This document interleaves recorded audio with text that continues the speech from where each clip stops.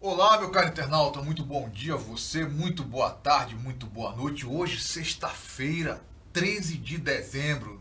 Olha, normalmente quando bate sexta 13 e lua cheia também, a gente fica, como diz outro, de orelha em pé, porque tudo quanto é previsão, tudo quanto é coisa para colocar medo na gente, né? Mas a gente vai passar por essa sexta-feira numa boa, isso eu tenho certeza. E eu espero, é claro, que você esteja tendo já essa sexta-feira de muita luz, muita paz, muita saúde e, é claro, ligado aqui conosco no Rondônia ao Vivo, o site que é 6 milhões de acessos graças a você todos os meses e que com certeza te deixa muito bem informado. Aqui, meu amigo, aconteceu, é verdade, não é fake news, vira notícia. Isso eu te dou certeza. E agradeço mais uma vez ao teu apoio. Temos uma redação aí que está azeitada, se preparando no final do ano.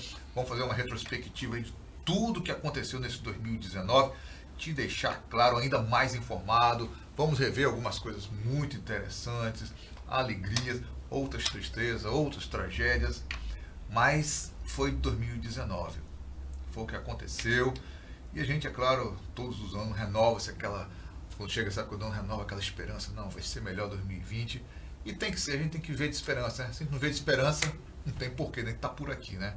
Então a gente tem que ter aquela fé. Eu, pelo menos, tenho certeza, eu estou torcendo aqui que 2020 vai ser muito melhor que 2019. Aliás, muitos dizem que 2019 é o ano que não vai acabar por 4 anos, né? Então, vamos esperar aí, ver o que vai acontecer. Mas eu tenho fé que ele vai acabar e que 2020 vai ser muito melhor também. E por falar em acabar, por falar em retrospectiva, tem algo que a gente no Brasil, infelizmente, não dá muito valor, que é o nosso passado. Não tenho certeza. Um povo que não valoriza o seu passado não está preparado para viver o presente e nem se programar para o futuro. E o Brasil, infelizmente, a gente costuma ver o passado como algo velho, como algo que tem que ser jogado fora. Os resquícios do passado a gente ignora, mas isso é um erro, gente, um erro muito grande. Isso demonstra a nossa falta de cultura e isso a gente só pode, é claro, lamentar e muito. Eu digo um exemplo, a Estrada de Ferro Madeira Mamoré. Quando você pensa em história de Rondônia, qual é o primeiro pensamento que vem na sua cabeça? Estrada de Ferro Madeira Mamoré.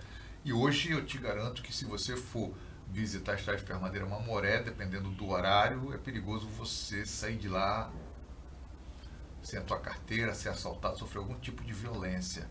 E não vai encontrar nenhum lugar para ser visitado. Tem os tapumes lá, e até hoje falaram que estão arrumando, e nada.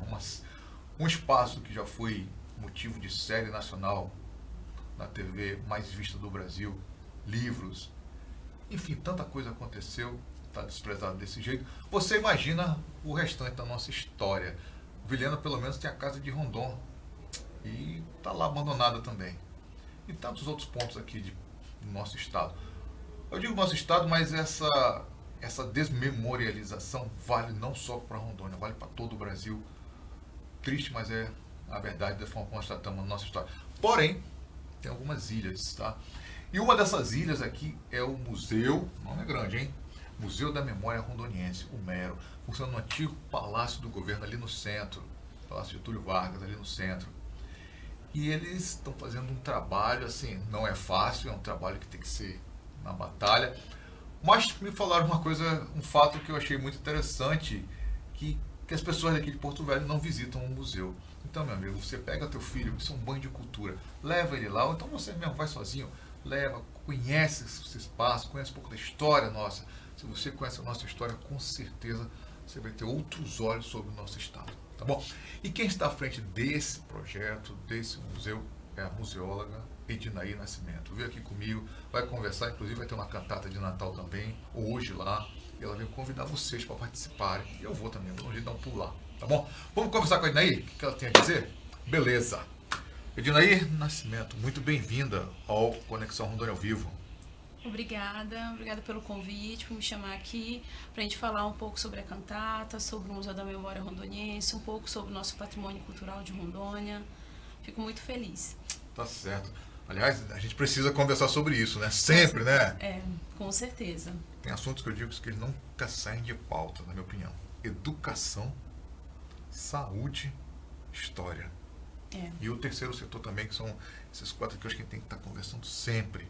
Com certeza. Porque justamente abrange o lado da sociedade em que os menos favorecidos são os que mais sofrem. Não é isso? Isso mesmo. Mas daí, antes de começarmos, entrar na questão de museu, de história, eu gostaria que você se apresentasse para o meu internauta. Quem é Ednaí Nascimento?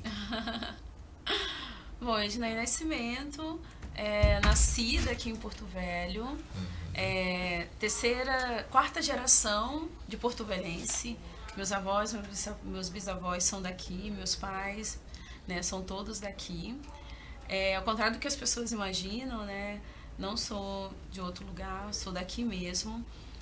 Estudei na Universidade Federal de Rondônia, depois fiz mestrado na Federal do Rio Grande do Sul e voltei para Porto Velho, né, a trabalho, e hoje estou à frente do Museu da Memória Rondoniense na direção. Fica entre os dois portos, Porto Velho e Porto Alegre, né? Isso. Daí, o que é o Museu da Memória Rondoniense? Bom, o Museu da Memória Rondoniense, ele é um conjunto de acervos culturais, né? Lá nós temos em torno de 7 acervos. Ele foi criado em 2015 pelo governo da época, Confúcio Moura. Assim que saiu a sede administrativa do governo, passou para o Palácio Rio Madeira, e para lá então foi levado todo o acervo que estava sob a guarda do Estado. O acervo geológico, que ficava antes na Estrada de Ferro, o acervo arqueológico, né, oriundo do Museu Estadual de Rondônia, o acervo de artes, né, todo aquele acervo que foi adquirido pelos salões de arte que aconteceram há décadas aqui no estado de Rondônia, o Centro de Documentação Histórica, que ficava no prédio do relógio, o acervo de fósseis, né, que foi coletado na época da atividade garimpeira aqui no Rio Madeira. Os fósseis foram levados para lá, e acervos etnográficos, que são dos indígenas, e os acervos históricos também do ciclo da borracha. Então todo esse acervo ele está no Museu da Memória Rondoniense, por isso que ele tem esse nome, né, Memória de Rondônia, Memória Rondoniense, e ele está lá desde 2015, e desde então estamos funcionando, sempre estivemos abertos, né, para pesquisa, visitação. Interessante, né? Muito interessante mesmo. Agora, esse museu, vocês montaram ele, as pessoas também contribuíram ou foi só o acervo do governo? Então, boa parte desse acervo, ele é oriundo de doações, né? O acervo que deu origem ao primeiro museu do estado, né, que era o antigo Museu Territorial de Rondônia, que passou a ser o Museu Estadual de Rondônia, que hoje esse acervo foi incorporado pelo Museu da Memória Rondoniense. Ele foi doado pelo Ari Pinheiro, isso na década de 60. Né? Então, assim, o acervo, né, da nossa história ele já começa por doações. Né? Então, assim, o acervo de fósseis também foram doados por garimpeiros. O acervo geológico foram doados por geólogos, estudiosos da área. Então, assim, boa parte desse acervo, a sua gênese ela já é de doação. E desde que nós estamos lá, nós temos recebido, sim, doações. Né? Recebemos doações de material arqueológico, material paleontológico. Recentemente, o ano passado, recebemos um acervo de quase 200 peças doado, né, para ficar salvaguardado pelo Estado, pelo antigo DNPM, que hoje é a Agência Nacional de Mineração, né, que foi um acervo que foi apreendido por eles. Então, assim, a gente tem as obras de arte também que foram doadas por artistas locais.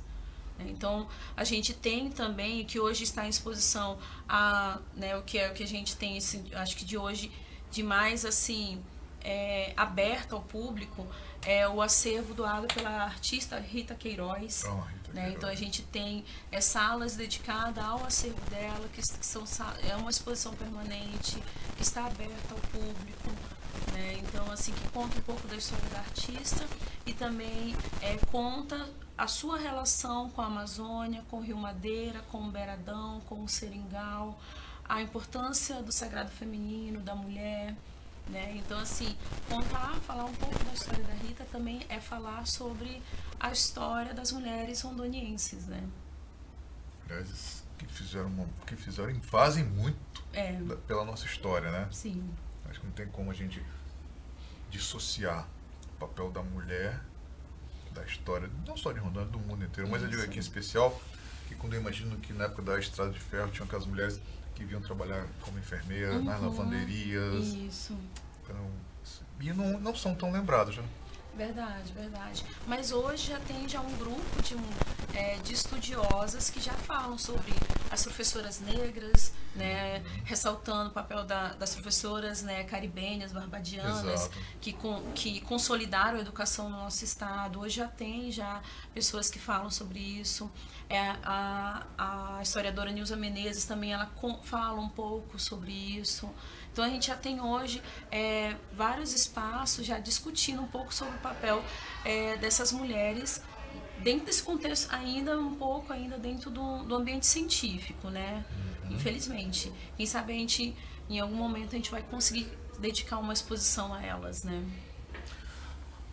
Você que é uma mulher que mexe com história, o Brasil é um país que despreza a própria história? É bem delicada essa pergunta, né? Ah, pergunta. Mas Obsede. assim, hoje nós temos uma questão, né? Se a gente for analisar, por exemplo, há um ano atrás, um pouco mais de um ano, nós tivemos aí a queima do Museu Nacional, né? Um dos museus mais importantes do país, o primeiro museu a ser criado no nosso país e que agregava acervos de todos os lugares, inclusive de Rondônia. Tínhamos acervos, né? Biológicos, fósseis, históricos, né? Documentais.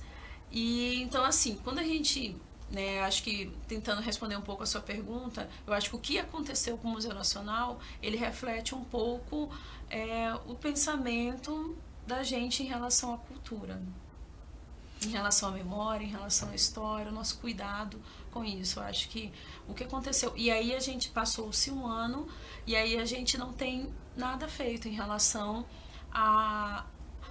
de políticas públicas voltadas a esse espaço, né?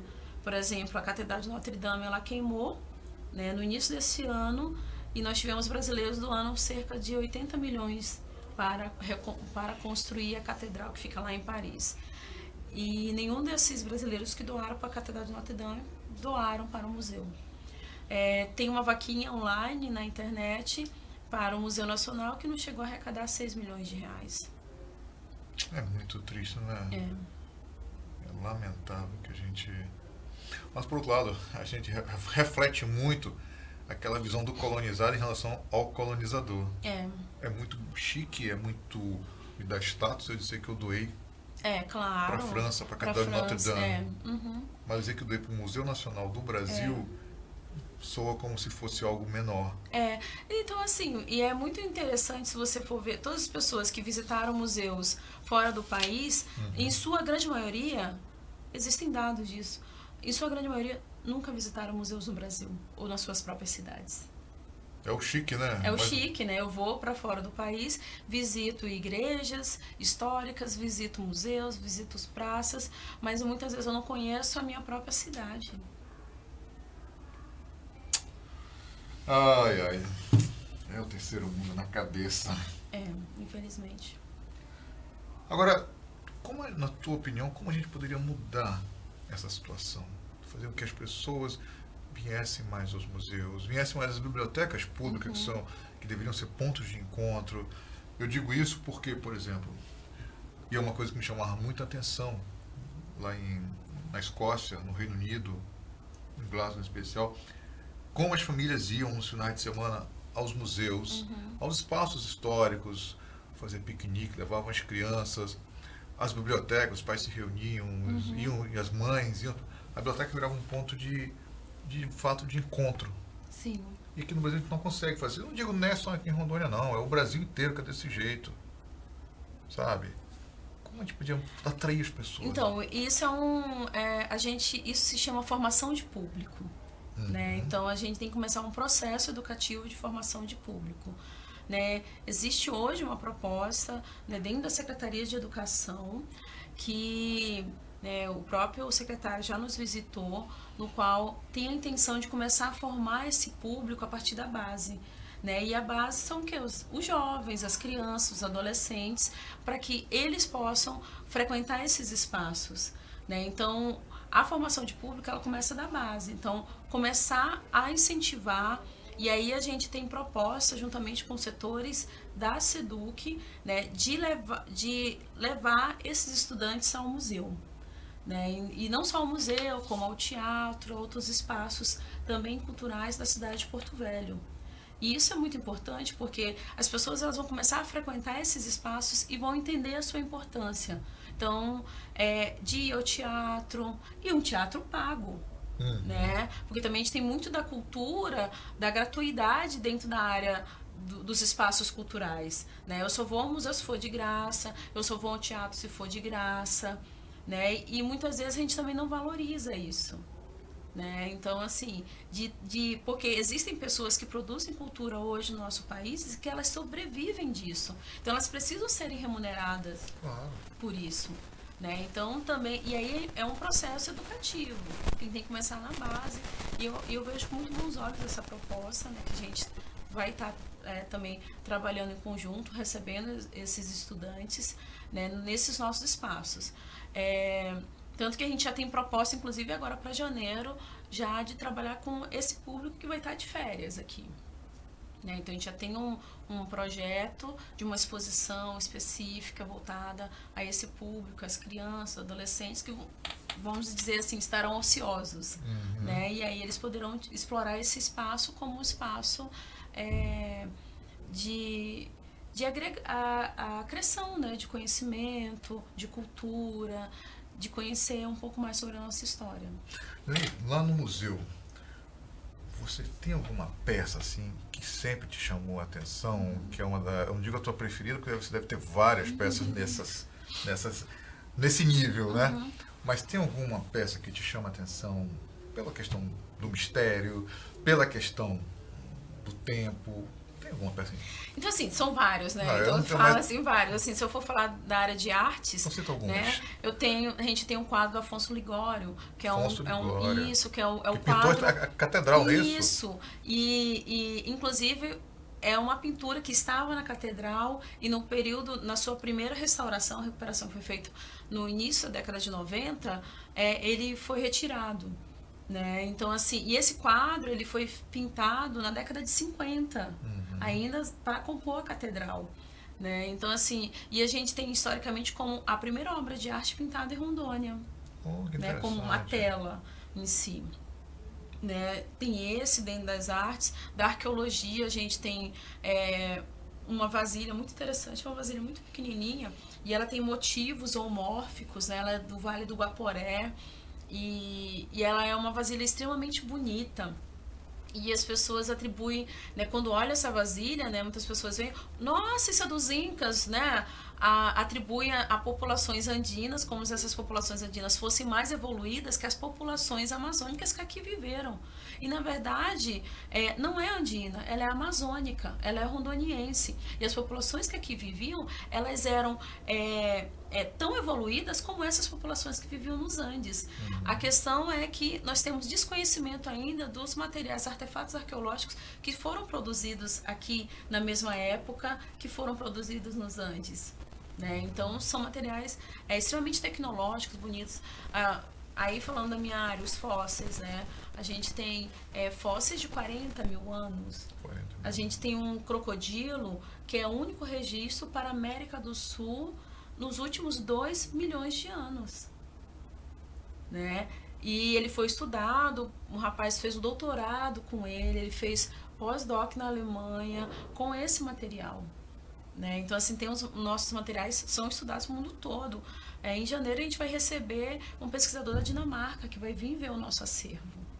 Né? Então, Rondônia é muito pesquisada e atrai muito interesse. Então, assim, a gente tem várias peças que são, assim, se a gente for olhar, documentos históricos, né? Dentro do centro de documentação, temos, assim, documentos do início do século. Então, assim, que são extremamente importantes. Você falou sobre esse pesquisador da Dinamarca. Vêm muitos pesquisadores de outros países aqui? Sim, o nosso centro de documentação e o acervo, né, o nosso laboratório, recebe muitos pesquisadores, né? A gente tem pesquisadores do Brasil, né? Inclusive a gente já está até em cooperação, em produção de artigos com alguns desses pesquisadores que estão estudando o nosso acervo, pesquisadores locais também da universidade, né? Mas também tem muita gente que vem de fora para estudar dentro da área. Esse agora vem para estudar os crânios humanos que nós temos, que são de 3.000 anos. Ele quer fazer um estudo genético para a América do Sul toda. E aí ele quer colocar Rondônia nessa rota. Que bom. Né? E é muito interessante isso, né? A gente recebeu pesquisadores dos Estados Unidos, da Alemanha. Recentemente tivemos pesquisadores do Amazonas, do Pará, né? Inclusive, a última pesquisadora que nos veio semana passada, ela veio, é uma arquiteta, está fazendo mestrado em arquitetura na Universidade Federal do Pará, que veio estudar a Estrada de Ferro. Que pena que ela encontrou a Estrada de Ferro abandonada, né? Eu tiro porque esse final de semana também, eu participei do Enduro a pé, e foi assim, muito interessante a ideia do Enduro, saindo lá do cemitério da Candelária. A ideia é muito interessante, boa, mas está tudo abandonado, sabe? Ali não é um local que você não tem como você levar um turista lá para conhecer.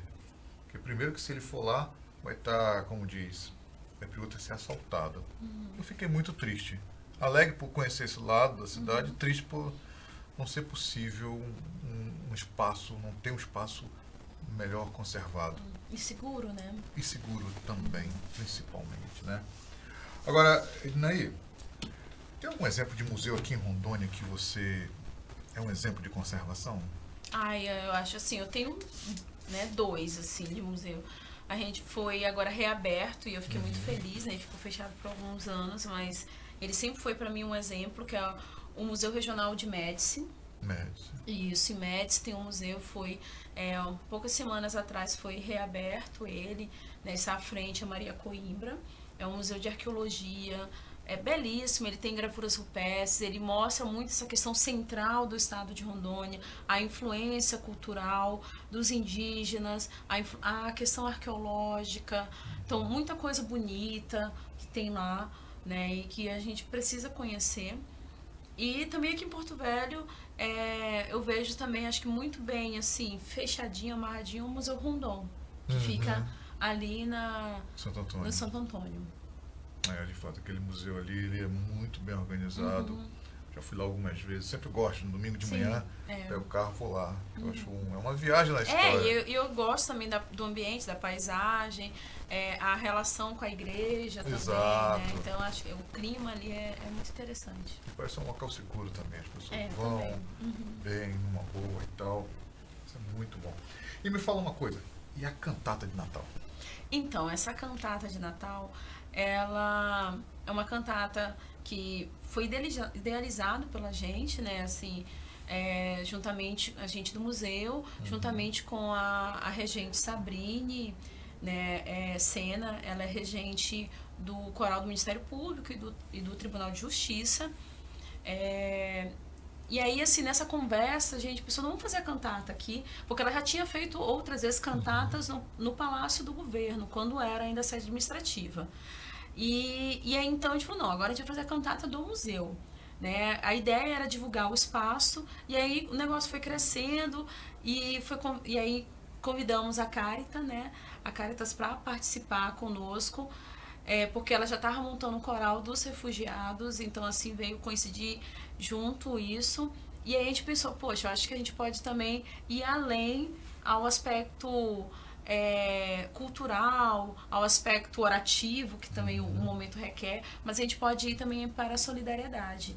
E aí então a gente está nesse sentido fazendo essa cantata de Natal com esse objetivo de solidarizar, né, aos nossos irmãos refugiados, particularmente, em sua maioria hoje venezuelanos, né, que muitos deles, eu estava vendo um estudo que por dia 40 famílias de venezuelanos procuram a ajuda do governo.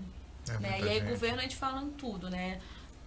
A estrutura, não só a Caritas, mas o Estado de Rondônia e também a Prefeitura né, eles tentam acessar esses espaços para terem algum tipo de ajuda. Então, acho que a gente não pode fechar os nossos olhos para ajudar também essas pessoas que tanto precisam da nossa ajuda. Eu sempre digo o seguinte, qualquer um pode virar migrante. E a vida dá muitas voltas, né? Na verdade, se a gente for falar um pouco da história evolutiva da população humana, ele é um processo de migração. Claro. Né? Claro. Então, os nossos antepassados vieram para cá. Mesmo contra a vontade, mesmo né? contra a vontade, né? E sabe? E aí as populações indígenas, elas também migravam, né?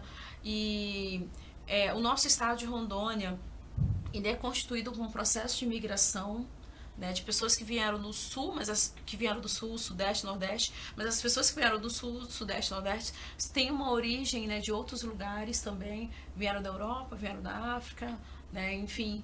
Então, todos nós somos refugiados, né, assim, com uma raiz mais recente ou uma raiz mais pretérita, né? Então, acho que a gente não pode fechar os olhos, a gente não pode fingir que essas pessoas existem, a gente não pode, porque hoje são eles, mas a gente não sabe o que pode acontecer, porque os motivos que levam à migração são vários, não são só os sociais e econômicos, mas também são os ambientais, como aconteceram com os haitianos. Exato. Né? Então, assim, houve uma catástrofe ambiental que obrigou essas pessoas a saírem dos seus espaços.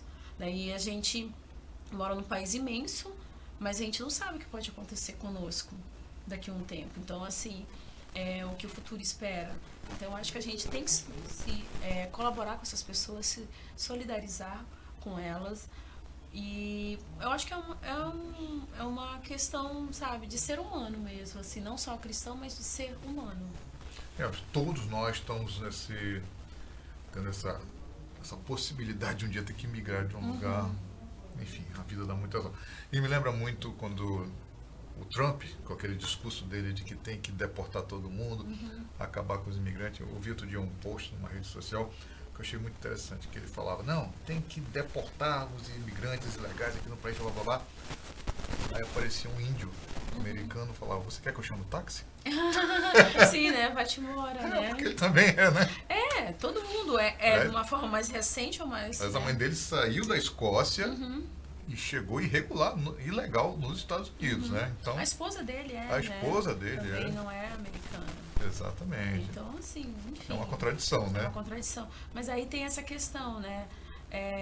Aí que são as formas de pensar, né? Colonial, colonialista, né? Tipo, da onde que você vem? Você vem da América, você vem da África ou você vem da Europa?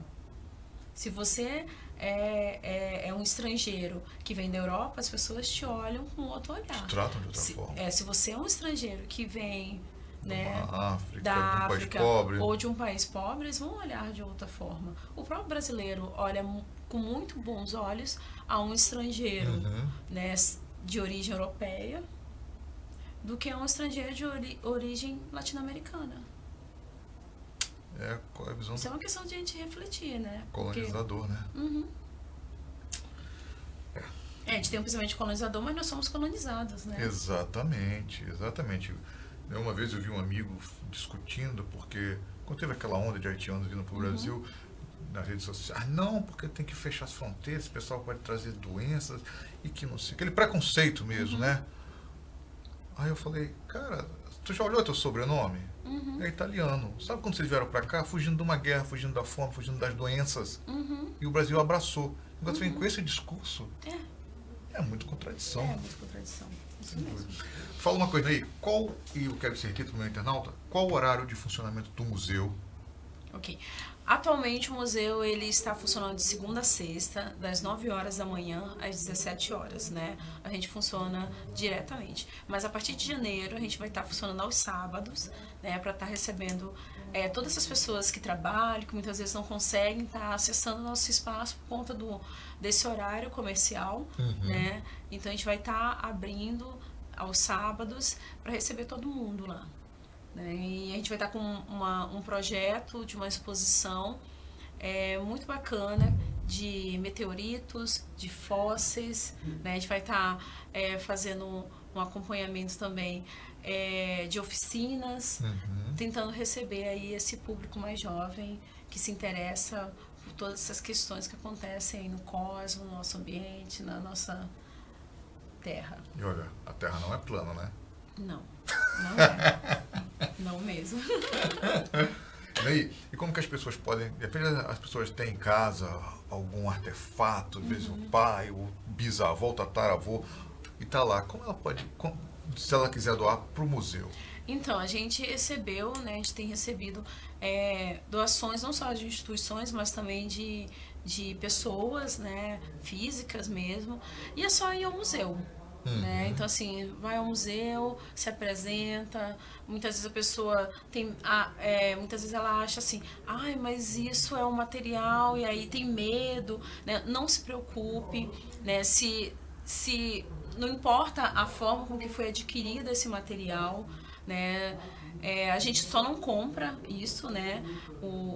Boa parte desse patrimônio que é objeto do nosso museu, ele é um patrimônio que ele é salvaguardado pela legislação, então que é proibido a venda no nosso país, né? Então, se essas pessoas muitas vezes têm algum material de origem do garimpo, como um fóssil ou um artefato arqueológico que muitas vezes achou ali lavrando a terra, né? Pode levar lá pra gente, né? Às vezes, eu tenho um quadro antigo, né, de um artista, e muitas vezes você acha que não cabe na sua casa, mas você quer doar também, a gente está aberto, né? E então, assim, não se preocupe que a gente está lá para recebê-los, é só ir ao museu. Acho que fotos antigas também do estado Fotos de Rondônia, antigas, né? Isso, fotos antigas. A gente sabe hoje com essa questão do advento da própria tecnologia, a digitalização, muita gente acessa, mas nós temos, né, os negativos, temos a foto original, né? Então a pessoa ela não vai perder se ela quiser digitalizar para ela, né, a foto e disponibilizar para a gente um acervo físico, ou até fazer o contrário, dar o digital para a gente e ficar o físico. Não se preocupe, a gente faz documentos, né, onde deixa registrado quem é o doador, para ficar toda a memória também daquele objeto. Tá certo. Ednei, felizmente aqui o nosso tempo estourou. Então, eu queria que você desse o teu recado final para o nosso internauta e convidasse para a cantata 1 quilo de alimento, mas não é obrigado a levar também, né? Quem não puder... Quem não puder, a gente sabe que a gente está num momento muito difícil, né? Não pode ser 1 quilo de carne também, né? Não. Olha, quem puder, né? Mas que... É artigo de luxo hoje, né? Hoje é um artigo de luxo, verdade. Então, assim, a gente está pedindo 1 quilo de alimento, né? De preferência 1 quilo de alimento, mas também pode ser produto de higiene também, porque esses irmãos, eles também precisam disso, né? Então, mas quem também não puder levar, não se sinta, né, obrigado a isso.